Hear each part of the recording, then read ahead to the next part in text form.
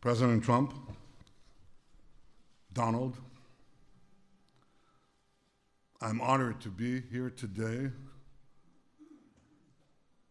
along with my wife, Sarah, Minister Yariv Levin, Ambassador Ron Dermer. Ron, thank you for everything you've been doing.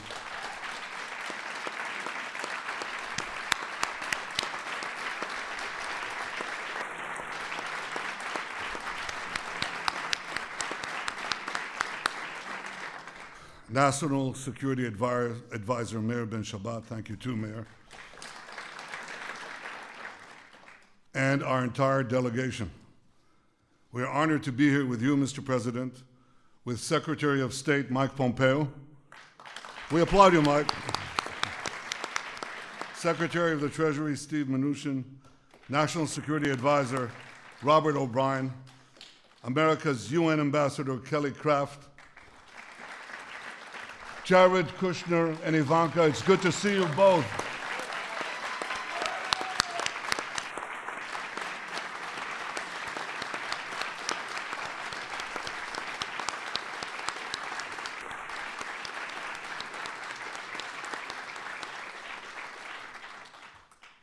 It's good to see the unfailingly energetic and optimistic Ambassador David Friedman, Jason Greenblatt,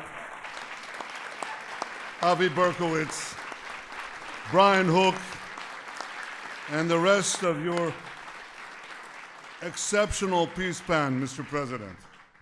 It's good to be here with the other distinguished ladies and gentlemen of your administration, with senators and members of Congress who are Israel's greatest friends on Capitol Hill. Thank you.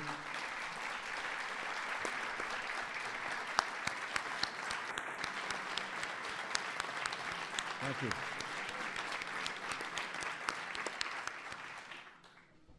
With the ambassadors of the United Arab Emirates, Bahrain, and Oman, what a pleasure to see you here, and what a sign it portends. I was going to say of the future, what a sign it portends of the present.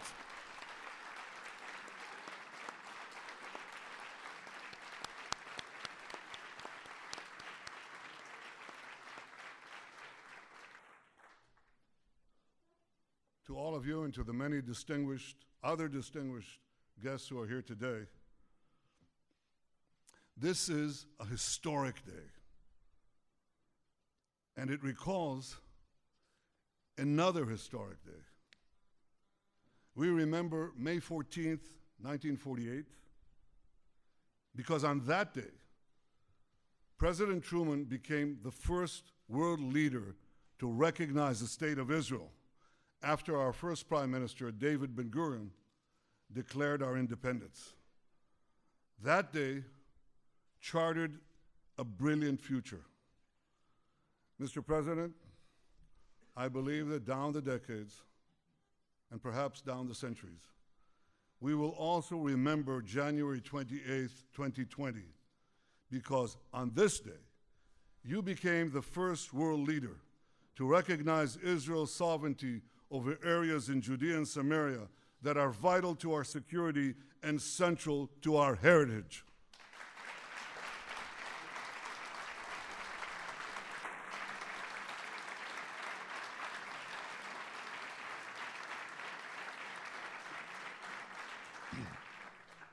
And on this day, you too have charted a brilliant future for Israelis, Palestinians, and the region, by presenting a realistic path to a durable peace.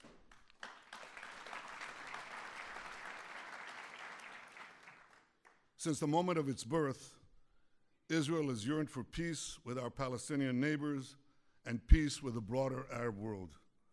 For decades, that peace has proved elusive, despite so many well-intentioned plans. One after the other, they failed. Why did they fail? They failed because they did not strike the right balance between Israel's vital security and national interests and the Palestinians' aspirations for self-determination. Too many plans tried to pressure Israel to withdraw from vital territory like the Jordan Valley. But you, Mr. President, you recognize that Israel must have sovereignty in the Jordan Valley and in other strategic areas of Judea and Samaria, rather than pay easy lip service to Israel's security and simply shut your eyes, hope for the best. You recognize that Israel must have sovereignty in places that enable Israel to defend itself by itself.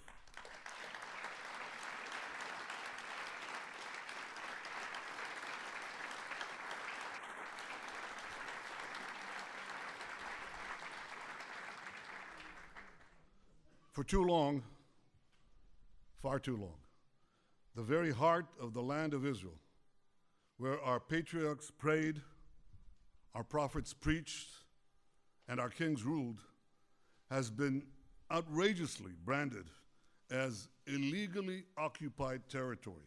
Well, today, Mr. President, you are puncturing this big lie.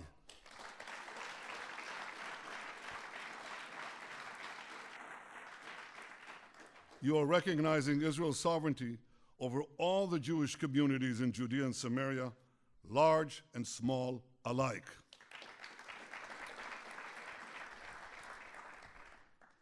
These, as the distinguished pastors who are here know very well, these are places inscribed in the pages of the Bible.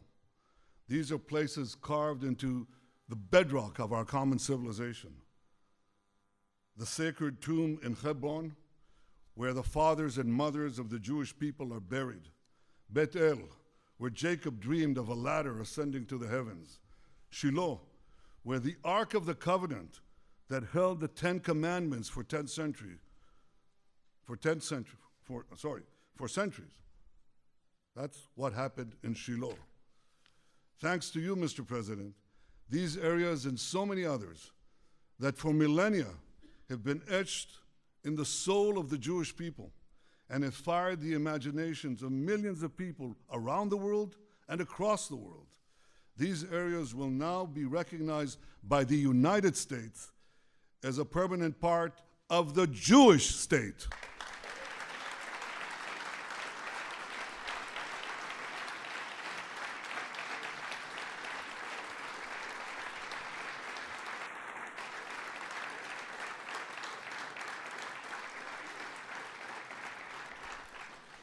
Mr. President, because of this historic recognition, and because I believe your peace plan strikes the right balance where other plans have failed, I've agreed to negotiate peace with the Palestinians on the basis of your peace plan.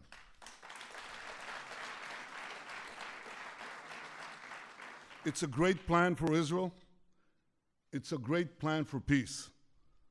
Frankly, Mr. President, given all that you have already done for Israel, I'm not surprised. You have been the greatest friend that Israel has ever had in the White House.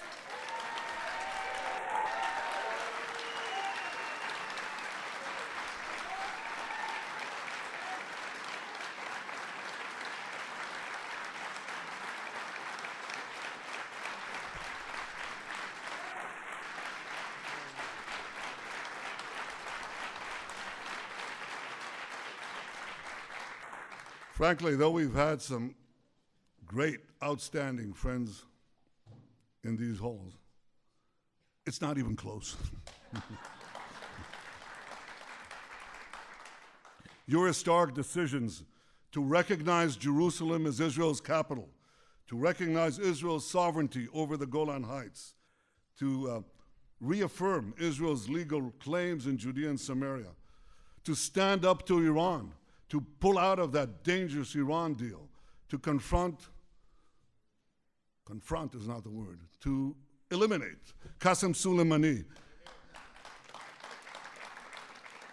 to support and encourage unbelievable cooperation between Israel and the United States in the military and strategic and intelligence fields. All this bear testament to the friendship and depth of your leadership and commitment to Israel. From our very first meeting here in the White House 3 years ago, you repeatedly made clear your commitment to help Israel achieve peace with the Palestinians and peace with the rest of the Arab world. Mr. President, I share that commitment, and I look forward to working with you to achieve a peace that will protect Israel's security, provide the Palestinians with dignity and their own national life, and improve Israel's relations with the Arab world. Your peace plan advances all these goals. First, it addresses the root cause of the conflict, by insisting that the Palestinians will finally have to recognize Israel as the Jewish state.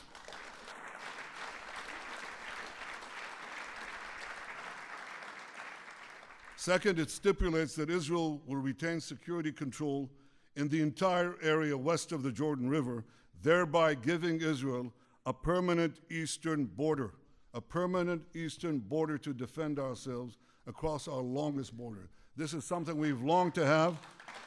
We now have such a recognized boundary. Third, your plan calls for Hamas to be disarmed and for Gaza to be demilitarized.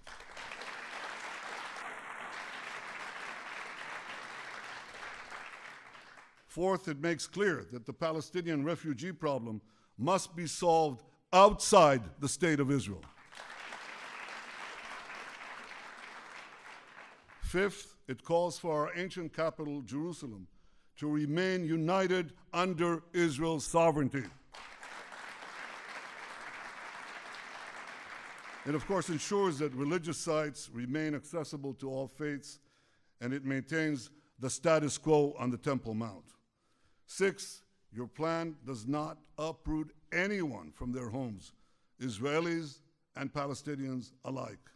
Instead, it proposes innovative solutions whereby Israelis will be connected to Israel and whereby Palestinians will also be connected to one another. That helps if you have these real estate people, you know. They can come up with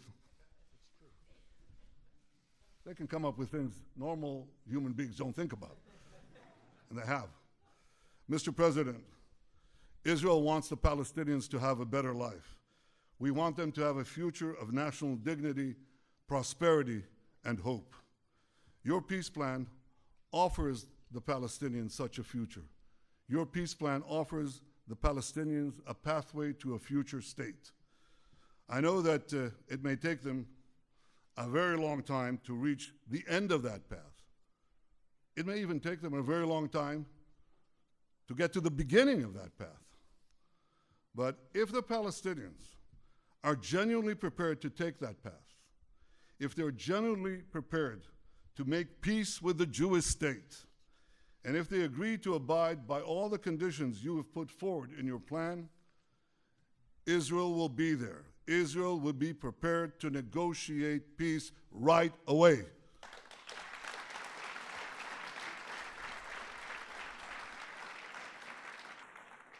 Regardless of the Palestinian decision, Israel will preserve the path of peace in the coming years. For at least 4 years, Israel will maintain the status quo in areas that your plan does not designate as being part of Israel in the future. At the same time, Israel will apply its laws to the Jordan Valley, to all the Jewish communities in Judea and Samaria, and to other areas that your plan designates as part of Israel, and which the United States has agreed to recognize as part of Israel.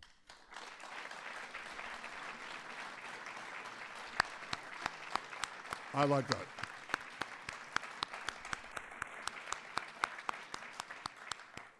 This decision will protect Israel's security, ensure Israel's national interests, and leave open the possibility of a political settlement with the Palestinians in the coming years.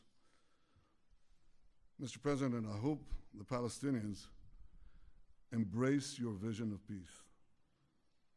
Embrace the plan that you and your team and us worked so hard to achieve.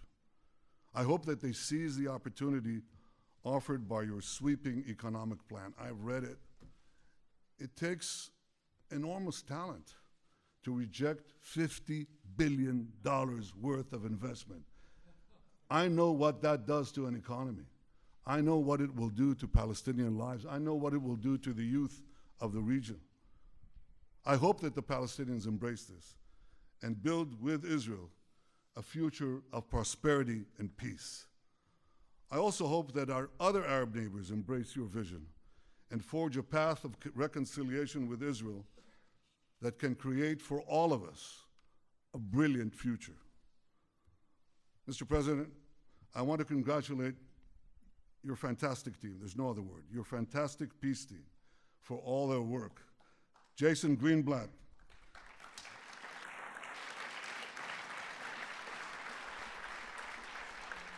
thank you, Jason, for the terrific job you did as America's peace envoy for nearly 3 years. Avi Berkowitz, thank you for stepping out. Thank you, Avi, for stepping out from your important behind the scenes role and ably working in those past few months to get this plan done. Ambassador David Friedman, thank you, David.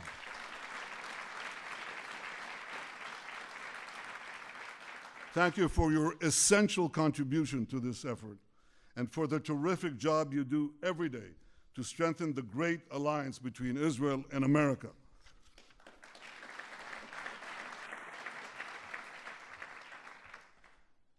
And Jared Kushner, without your wisdom, your persistence, your resolve, this day would have never come.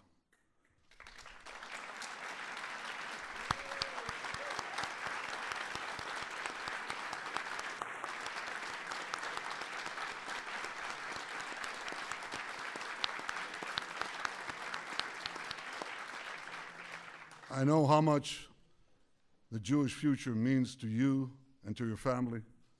Well, Jared, today you have helped secure that future.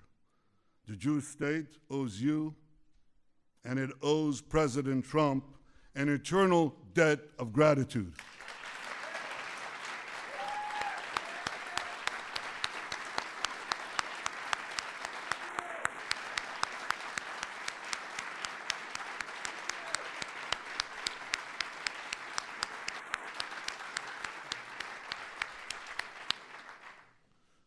Mr. President, on that historic day of May 14th, 1948, both David Ben-Gurion and President Truman had a fateful decision to make. Many argued that Ben-Gurion should not declare Israel's independence. Many argued that President Truman should not recognize the Jewish state. But both leaders understood the magnitude of the hour. They seized the moment and they changed history. Like you, Mr. President, I understand the magnitude of this moment. With you, Mr. President, I'm prepared to seize the moment and change history. I know that there'll be opposition. There's always opposition. I know there'll be many obstacles along the way, much criticism. But we have an old Jewish saying, if not now, when? And if not us, who? Im lo achshav, matai? Im lo anachnu, az mi? Mr. President, your deal of the century is the opportunity of the century. And rest assured, Israel will not miss this opportunity. Mr. President, Donald, Israel is blessed to have your friendship and your powerful leadership, and Israel is blessed to have the friendship of the greatest power on earth, the United States of America.